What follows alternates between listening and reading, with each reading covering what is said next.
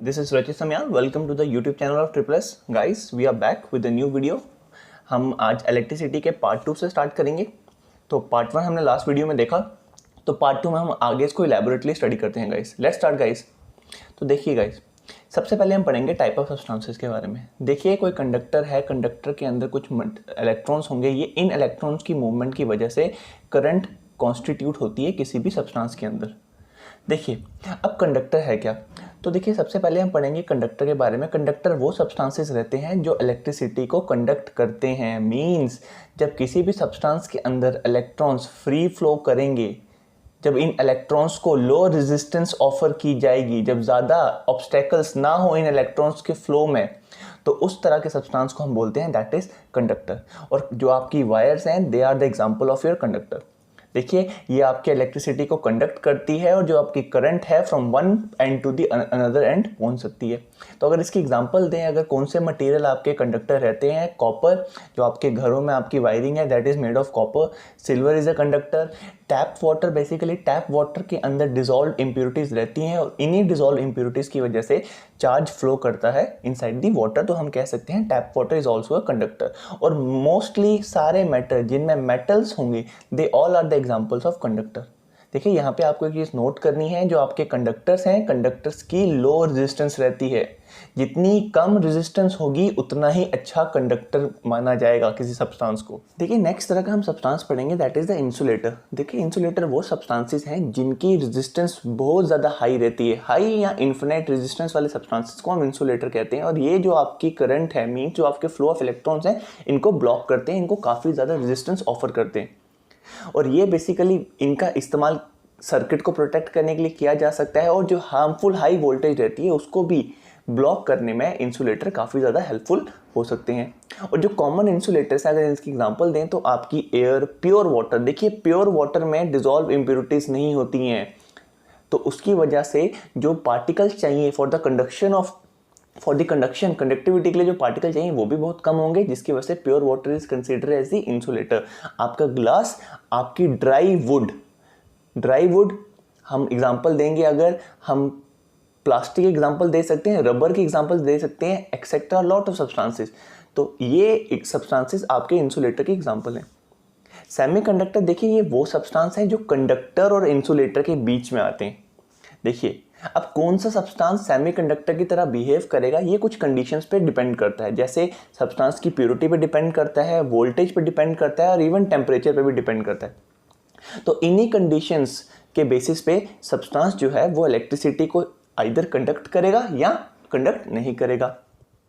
तो देखिए सेमीकंडक्टर आज के टाइम पे इलेक्ट्रॉनिक जो भी चीज़ यूज़ करें, जैसे हमारे मोबाइल फ़ोन्स हों, हमारे टेलीविजन्स हों, हमारे लैपटॉप्स हों, इन सब में इन सेमीकंडक्टर्स का काफ़ी ज़्यादा वैल्यूएबल रोल है.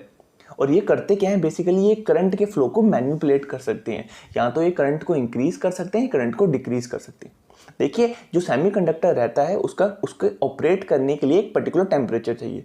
देखिए नॉर्मल टेम्परेचर पे सेमीकंडक्टर्स के अंदर ये कंसीडर किया जाता है कि इसके अंदर इतने ज़्यादा फ्री इलेक्ट्रॉन्स नहीं रहते हैं, जिसकी वजह से इसमें फ्लो ऑफ चार्जेस और फ्लो ऑफ इलेक्ट्रॉन्स नहीं होता है. तो means it acts as a insulator. But जैसे ही इसका टेम्परेचर हम इंक्रीज़ करते हैं तो जो इलेक्ट्रॉन्स का नंबर है ये बढ़ना स्टार्ट करता है. और इन इलेक्ट्रॉन्स के नंबर के बढ़ने की वजह से उसके अंदर फ्लो ऑफ इलेक्ट्रॉन्स स्टार्ट होता है, जिसकी वजह से करंट फ्लो करना स्टार्ट करता है इनसाइड दी सब्सटेंस. तो हम उसको बोलते हैं दैट इज ए सेमीकंडक्टर. तो semiconductor it's majorly depend upon the temperature. Normal temperature पे acts as a insulator, but जैसे ही टेम्परेचर इंक्रीज करेगा, इलेक्ट्रॉन्स का नंबर बढ़ेगा, तो it will start acting as a conductor. अब देखिए गाइस, सबसे इंपॉर्टेंट चीज़ है यहाँ पे सेमीकंडक्टर कितनी तरह के हैं. देखिए मैंने आपको बताया सेमीकंडक्टर ये वो सब्सटेंस है जो लाई करता है बिटवीन कंडक्टर्स एंड इंसुलेटर. तो सेमीकंडक्टर्स को हम दो फॉर्म में कैटेगराइज कर सकते हैं. देखिए एक तरह का आपका रहता है जैसे इंट्रिंसिक सेमीकंडक्टर, दूसरा रहता है आपका एक्सट्रिंसिक सेमीकंडक्टर.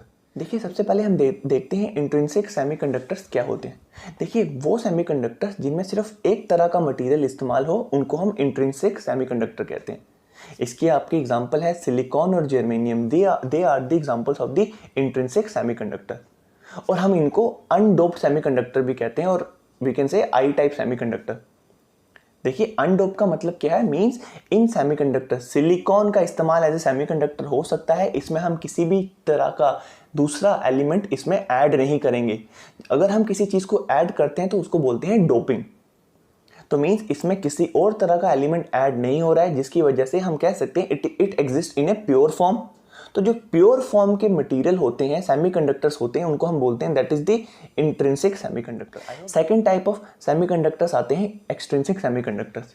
ये वो सेमीकंडक्टर्स हैं, देखिए ये है इंट्रिंसिक है।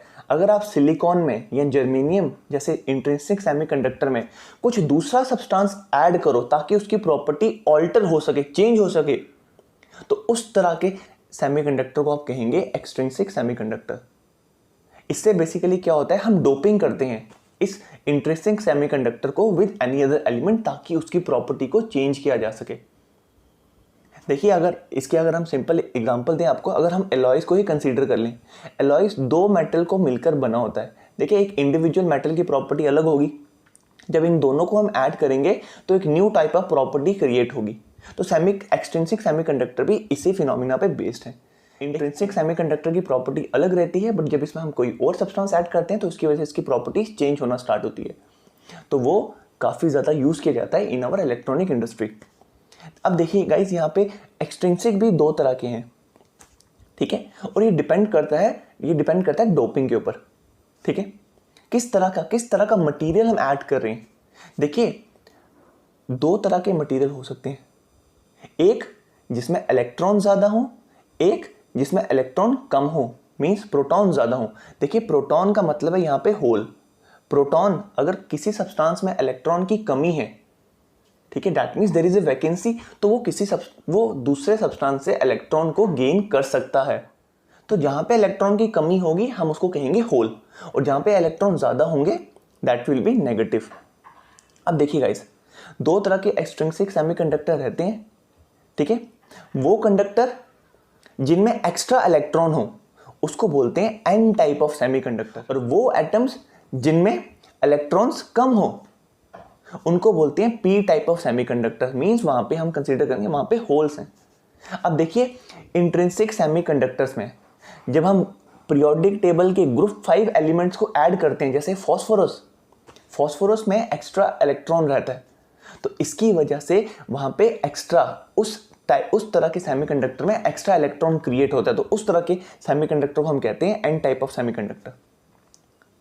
और अगर हम इसी इंट्रिंसिक सेमीकंडक्टर में ग्रुप 3 के एलिमेंट को ऐड करें, जैसे बोरॉन, देखिए बोरॉन में इलेक्ट्रॉन की कमी रहती है, तो जब इसको ऐड करते हैं तो जो न्यू सब्सटेंस बनता है उसमें एक होल क्रिएट रहता है। मींस होल का मतलब there is a less electron. देखिए बॉन्ड बनेंगे, एक ऐसा इलेक्ट्रॉन रह जाएगा जिसका कोई बॉन्ड नहीं होगा, and it will require another electron to create a bond. Bond हमेशा दो इलेक्ट्रॉन्स के बीच में बनेंगे।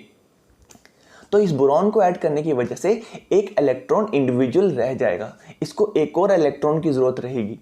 वो जो स्पेस है उस स्पेस को हम बोलते हैं होल, और ये किसी और इलेक्ट्रॉन को गेन कर सकता है।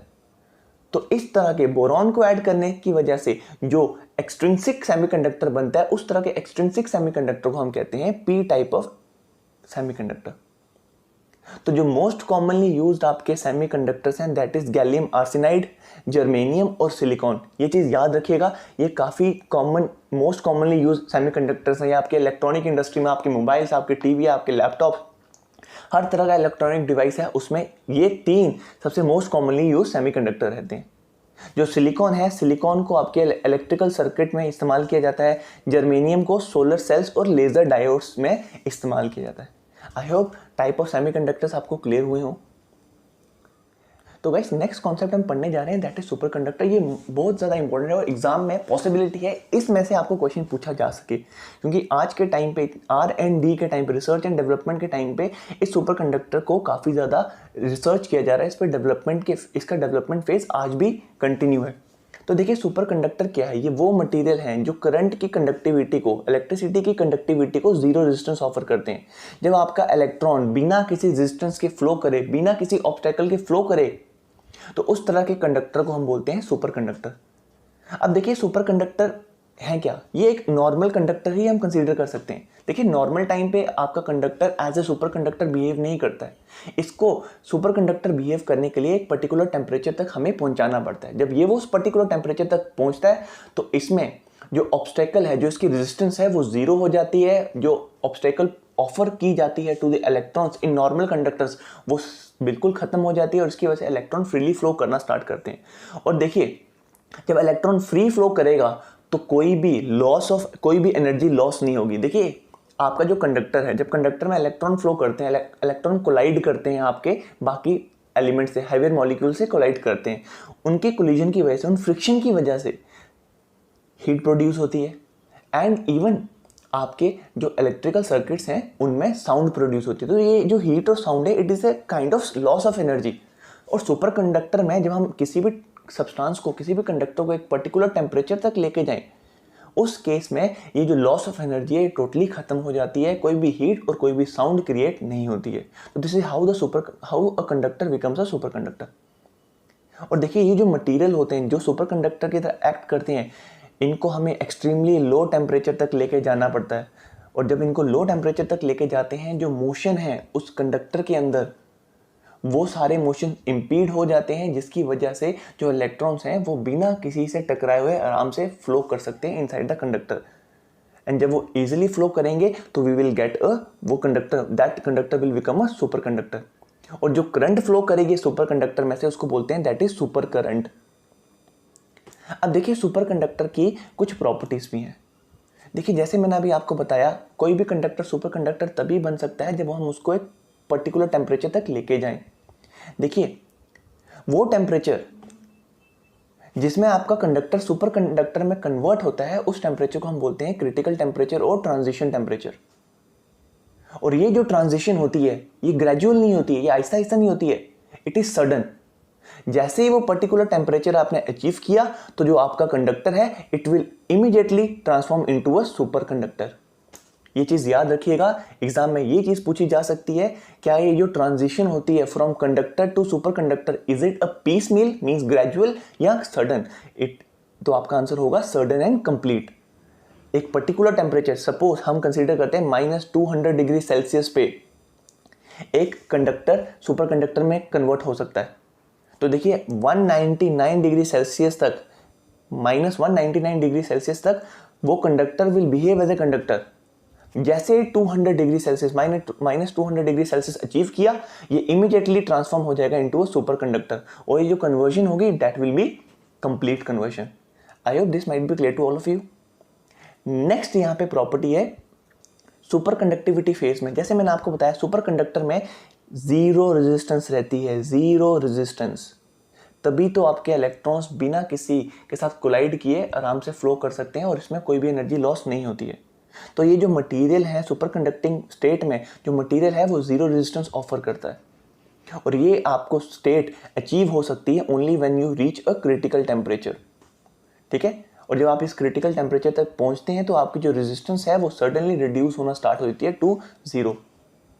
और ये एक्सपेरिमेंट भी किया गया था। मरकरी एक ऐसा सुपर कंडक्टर है, देखिए नॉर्मल टाइम में mercury is not a normal temperature में mercury is not a superconductor, पर जैसे ही हम मरकरी को 4 डिग्री केल्विन से भी नीचे के टेम्परेचर पे जब हम कूल करते हैं, 4 डिग्री केल्विन तक हम उसको लेके जाते हैं, तो उसके अंदर जो रेजिस्टेंस होती है that will become zero resistance और हम मरकरी को कह सकते हैं mercury is a super conductor. देखिए सुपर कंडक्टर की एक प्रॉपर्टी है, वो ये है कि देखिए कोई भी कंडक्टर है, अगर कंडक्टर से करंट पास कर रही है तो इसके अराउंड एक magnetic line of forces create होंगी। इस मैग्नेटिक लाइन ऑफ फोर्सेस को हम कहते हैं that is the magnetic field. और अगर कोई भी सब्सटेंस इस फील्ड के पास आएगा तो इसके ऊपर एक फोर्स लगेगी, उसको हम बोलते हैं दैट इज मैग्नेटिक फोर्स। ये मीन्स इस कंडक्टर की तरफ अट्रैक्ट होगा। ये जो मैग्नेटिक लाइन ऑफ फोर्स है ना सिर्फ कंडक्टर के बाहर होती है, इवन कंडक्टर के अंदर से भी पास करती हैं। तो सुपर कंडक्टर की एक प्रॉपर्टी है कि जब हम क्रिटिकल टेम्परेचर से भी नीचे आते हैं तो जो आपका सुपर कंडक्टर है वो किसी भी तरह की मैग्नेटिक फील्ड को अपने अंदर से पास होने नहीं देता है। इस फिनोमिना को हम कहते हैं that is the Meissner effect. ये चीज़ याद रखिएगा, आपको स्टेटमेंट टाइप ऑफ क्वेश्चन आ सकता है सुपर कंडक्टर किसी भी तरह की एक पर्टिकुलर क्रिटिकल टेम्परेचर से नीचे जब एक कंडक्टर पहुंचता है, उस केस में जो सुपर कंडक्टर है किसी भी तरह की मैग्नेटिक लाइन ऑफ फोर्सेस को अपने अंदर से पास होने नहीं देता है। This effect is known as the Meissner effect. I hope this might be clear to all of you.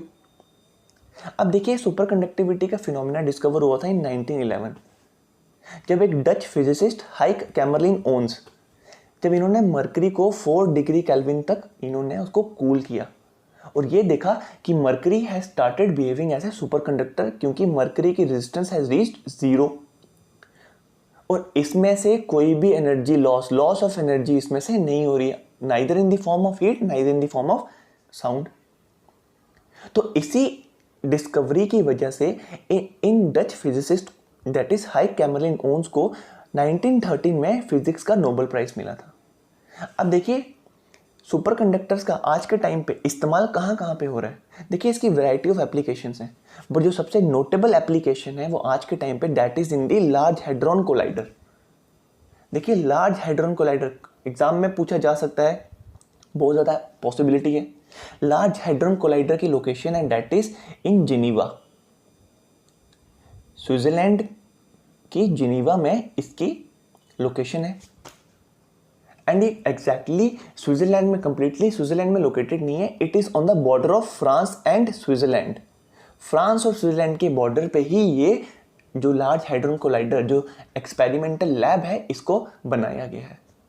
और ये है क्या, बेसिकली ये दुनिया की सबसे पावरफुल पार्टिकल एक्सेलरेटर है। आज तक के इतिहास में बनाए गए पार्टिकल एक्सेलरेटर में सबसे powerful accelerator is the large hadron collider. और ये बेसिकली अंडरग्राउंड एक टनल है, ये एक टनल है अंडरग्राउंड और इसकी लेंथ है 27 किलोमीटर्स, जिसमें सुपर कंडक्टर्स का इस्तेमाल किया गया है, जिसमें सुपर कंडक्टिविटी के फिनोमिना को इस्तेमाल किया गया है ताकि जो पार्टिकल्स हैं उनकी एनर्जी को बूस्ट किया जा सके। देखिए, इस टनल के अंदर, अंडरग्राउंड टनल के अंदर पार्टिकल ट्रेवल कर रहे हैं और इन पार्टिकल्स की स्पीड को बढ़ाया जाता है with the help of super conducting magnets. तो देखिए, ये एक टनल है जिसमें जो आपके पार्टिकल्स हैं उनको ट्यूब से पास करवाया जाता है और वो ट्यूब के अराउंड सुपर कंडक्टर्स हैं and they increasing the speed और increasing the energy of the particles. और आपसे पूछा जा सकता है ऐसी कौन सी अचीवमेंट हुई है इस लार्ज हैड्रॉन कोलाइडर से। तो देखिए, जो बिगेस्ट अचीवमेंट आज तक की, देखिए तो इस लार्ज हैड्रॉन कोलाइडर ने हमें ये दिखाया कि सिर्फ प्रोटॉन, न्यूट्रॉन और electron they are not the smallest fundamental particle of the universe. इनसे भी छोटा पार्टिकल एग्जिस्ट करता है, उसका नाम है that is the Higgs boson. Higgs boson जिसको हम गॉड पार्टिकल भी कहते हैं because it is the smallest particle, even the smaller than the proton, electron and neutrons. I hope this might be clear to all of you. तो देखिए, इसकी applications कहाँ पे हैं। जैसे मैंने आपको बताया, ये एनर्जी को सेव करता है, तो एनर्जी सेविंग पावर सिस्टम में इसका इस्तेमाल किया जा सकता है। ठीक है, इन सुपर कंडक्टिंग मैग्नेट्स का इस्तेमाल किया जा सकता है ट्रेन को लेविटेट करने में। देखिए, ये अगर रेल है, ट्रैक है, तो लेविटेशन का मतलब क्या है, सुपर कंडक्टर की वजह से जो ट्रेन होगी वो ट्रेन इस ट्रैक के ऊपर फ्लोट करेगी। और देखिए, कोई कांटेक्ट नहीं होगा, कोई फ्रिक्शन नहीं होगा, जिसकी वजह से कोई साउंड प्रोड्यूस नहीं होगी उस मूविंग ट्रेन में और कोई हीट प्रोड्यूस नहीं होगी। और जो ट्रेन होंगी they can be driven at very high speed और इसमें एनर्जी भी काफ़ी कम यूज़ होगी। इसमें रीन्यूएबल एनर्जी का इस्तेमाल किया जा सकता है, that is the electrical energy. तो आने वाला फ्यूचर में it can be a possible mean of transport. ये जापान में मैग्नेटिक लेविटेशन ट्रेन का इस्तेमाल हो रहा है, ये इनॉग्रेट भी हो चुकी हैं। नेक्स्ट एप्लीकेशन है that is the magnetic propulsion system. Super conductor, देखिए, बिना किसी रॉकेट का इस्तेमाल किए हुए इन सुपर कंडक्टिंग मटेरियल की हेल्प लेके हम मैग्नेटिक प्रोपल्शन सिस्टम क्रिएट कर सकते हैं, जिससे हम सैटेलाइट को हमारे ऑर्बिट में धरती से डायरेक्टली बिना किसी रॉकेट का इस्तेमाल किए हुए हम लॉन्च कर सकते हैं। और देखिए, इन सुपर कंडक्टर्स का आज के टाइम पे मेडिकल सेक्टर में भी काफ़ी ज़्यादा यूज़ हो सकता है।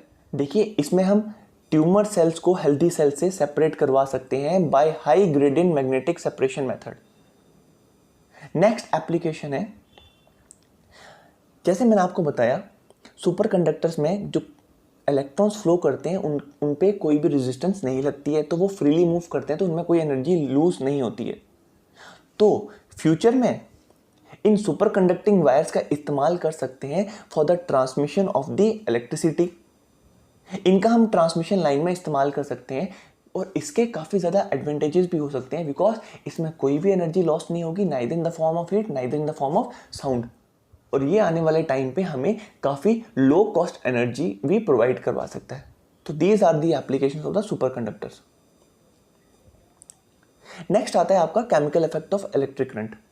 देखिए, जब भी किसी एसिडिक और बेसिक सोल्यूशन से हम इलेक्ट्रिक करंट को जब हम पास करवाते हैं, तो ये जो करंट है उस सोल्यूशन को डीकम्पोज करता है into positive and negative ions.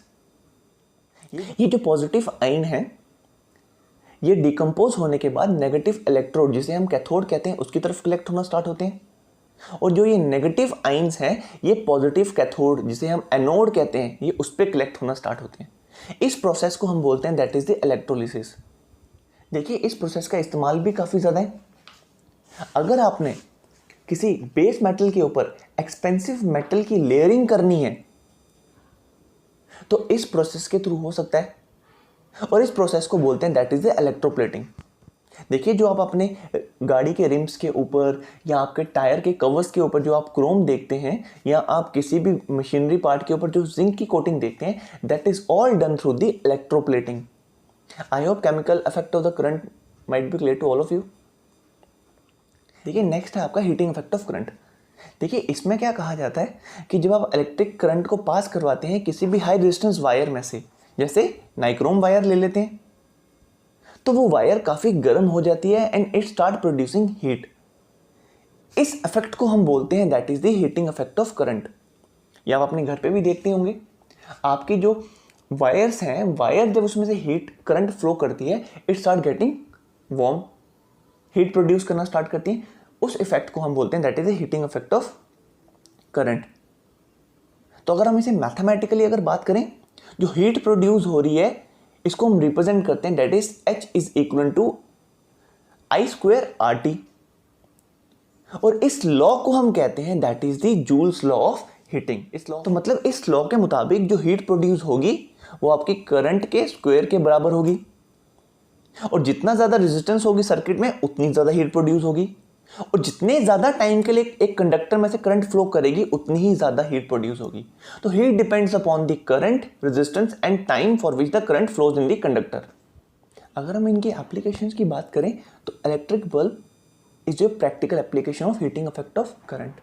देखिए, इलेक्ट्रिक बल्ब का जो फिलामेंट होता है, it is made up of tungsten, और टंगस्टन एक ऐसा मटेरियल है जिसकी रेजिस्टिविटी बहुत ज़्यादा हाई है, एंड इसका मेल्टिंग पॉइंट भी काफ़ी ज़्यादा हाई है। इसका मेल्टिंग पॉइंट नियर अबाउट आपका 3380 डिग्री सेल्सियस रहता है। और देखिए, जब भी करंट फ्लो करती है टंगस्टन में से, तो टंगस्टन हाई रेजिस्टिविटी की वजह से टंगस्टन हीट होना स्टार्ट होता है। तो जो मेजॉरिटी ऑफ द पावर जो इसमें से फ्लो कर रही है इस कंडक्टर में से, वो डिसिपेट हो रही है इन द फॉर्म ऑफ हीट, और इस पावर का कुछ छोटा सा हिस्सा it get converted into light, and ये लाइट आपका बल्ब हम कहते हैं bulb is glowing. Bulb glow कैसे कर रहा है? It is all because of the heating effect of current. और यहाँ पे कुछ बेसिक चीज़ें भी आपको पता होनी चाहिए। जो आपका बल्ब है, बल्ब के अंदर हम कुछ केमिकली इनएक्टिव गैसेस भी हम इसमें डालते हैं, और वो केमिकली इनएक्टिव गैसेस हैं जैसे आपकी नाइट्रोजन एंड आर्गन गैस, ताकि जो आपका फिलामेंट है, टंगस्टन है, उसकी लाइफ प्रोलॉन्ग हो सके, वो ज़्यादा देर तक काम कर सके।